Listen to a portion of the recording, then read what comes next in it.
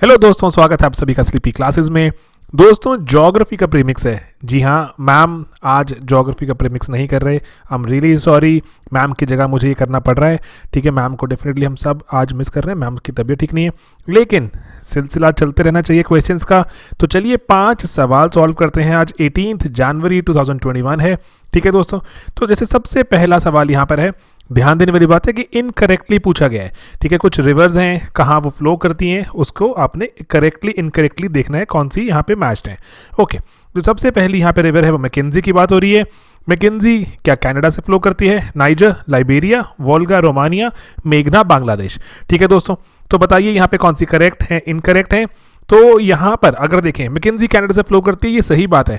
क्या Niger Liberia में? No no, that is not correct. तो ये वर्ल्ड ज्योग्राफी की जो आपके लेक्चर्स हैं, मैप्स हैं, हेल्प करेंगे आपको यहाँ पर।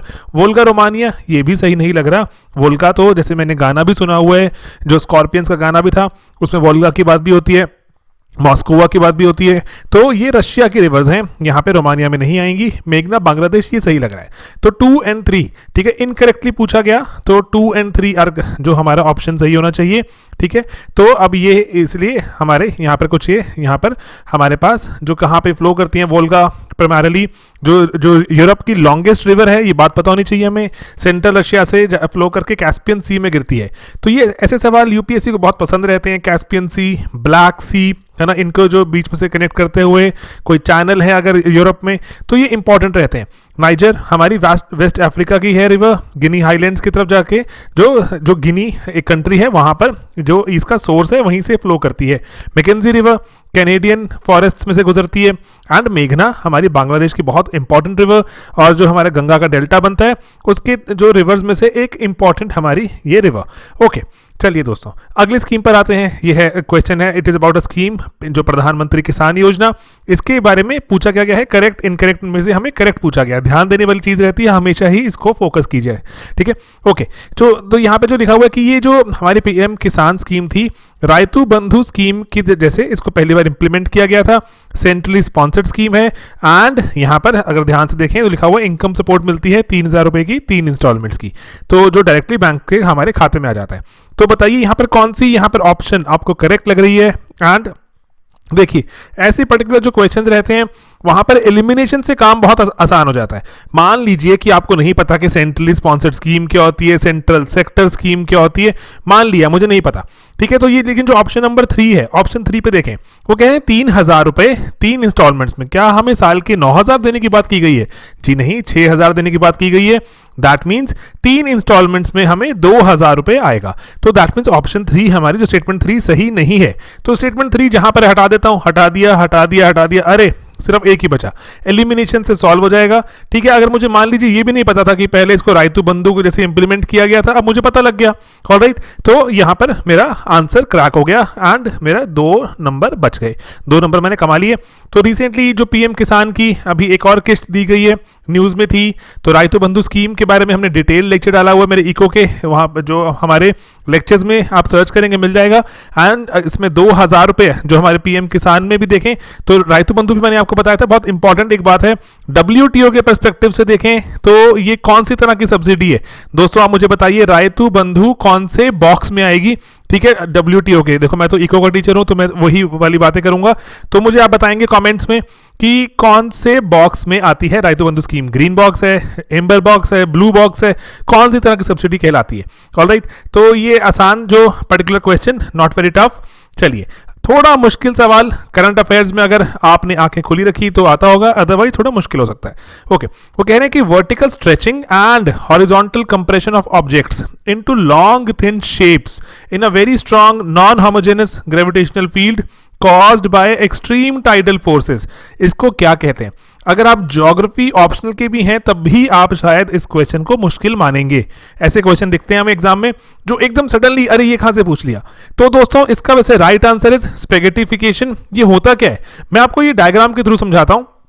यहाँ पर आप डायग्राम देखिए कि ये ब्लैक होल था। ब्लैक होल बहुत ही मैसिव और बहुत ही एक ऐसा ह्यूमंगस डेंसिटी वाला एक स्टार को कहते हैं, मैम ने आपको लेक्चर में पढ़ाया हुआ है।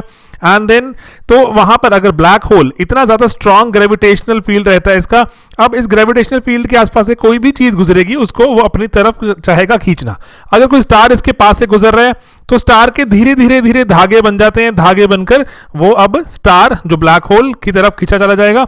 एंड देखा जाएगा कि उसके बाद कि स्टार बिल्कुल ही ग्रेजुअली कंज्यूम हो जाएगा, सारा का सारा मटेरियल सारा कंज्यूम हो जाएगा, धागा धागा करके बिल्कुल स्पेगेटी जैसे होता है ना, स्पेगेटी आप पास्ता खाते होंगे, तो वैसे करके सारा का सारा स्टार कंज्यूम हो जाता है, ब्लैक होल उसको खा जाता है। ठीक है, तो ये रेयर ब्लास्ट ऑफ लाइट इसको कहा जाता है, जहां पर एक जो स्टार है it gets sucked in by a super massive black hole. ठीक है, साइंटिस्ट ने रिसेंटली इसको ढूंढा एंड अकॉर्डिंगली, क्योंकि जब ये कंज्यूम हो रहा था तो बहुत लाइट एमिट हुई, ब्लैक होल तो अदरवाइज डिटेक्ट नहीं हो पाते ना, लेकिन ग्रेविटेशनल फील्ड के कारण जो उनका पता लगता है, तो इसी के कारण यहां पर अभी ब्लैक होल में जब ये इवेंट हो रहा था तो साइंटिस्ट ने इसके बारे में जो इसको ऑब्जर्व किया, अखबारों में छपा एंड हमने आपके लिए सवाल बना दिया। ओके, चलिए थोड़ा सा एक अब्रप्ट क्वेश्चन एक और, जो सच हमें जो ग्रेजुअली बहुत सारे गैप्स पासेस याद करते रहने चाहिए, एग्जाम में पूछे जाते हैं। तो okay, Sengottai Gap, I am sorry if I am not pronouncing it right, Sengottai Gap है, ये दो स्टेट्स को कनेक्ट करता है, आपने बतानी कौन सी, क्या ये कर्नाटक तमिलनाडु को करता है, कर्नाटक केरल, ठीक है, केरल की स्पेलिंग गलत, ओके, तमिलनाडु आंध्र प्रदेश है या फिर तमिलनाडु केरल। ठीक है दोस्तों, तो बताइए कौन सी दो स्टेट्स को कनेक्ट करता है। मैं आपको ये मैप में भी दिखाता हूं, वैसे ये देखिए, ये मेजर एक माउंटेन पास है, केरल और तमिलनाडु को जोड़ता है।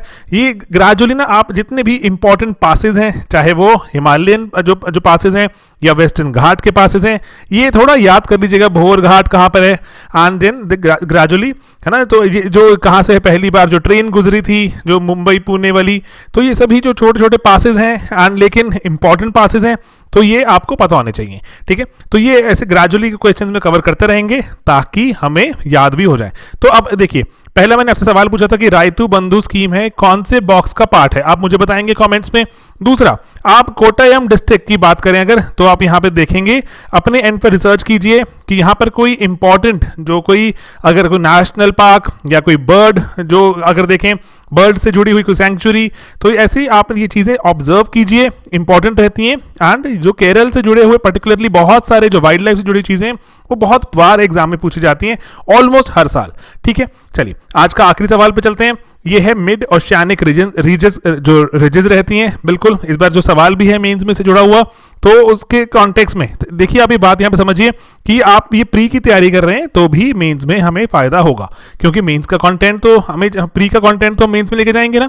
ओके, तो वो कह रहे हैं कि uplifting of the ocean floor है, अगर हम देखें, अकर्स व्हेन कन्वेक्शन करंट्स, जो कन्वेक्शन करंट चल रहे हैं पृथ्वी के नीचे, in the mantle beneath the oceanic crust and create magma where two tectonic plates meet at divergent boundary. क्या ये बात सही है?